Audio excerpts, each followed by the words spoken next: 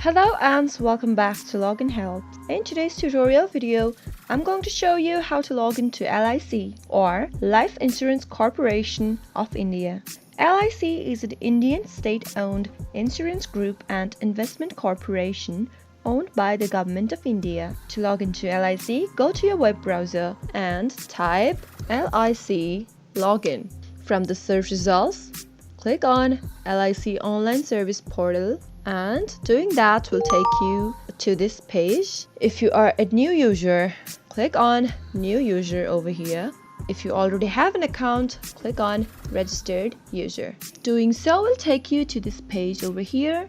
First, enter your user ID or email or your mobile number and enter your password next. After that, enter your date of birth and then click on the sign in button.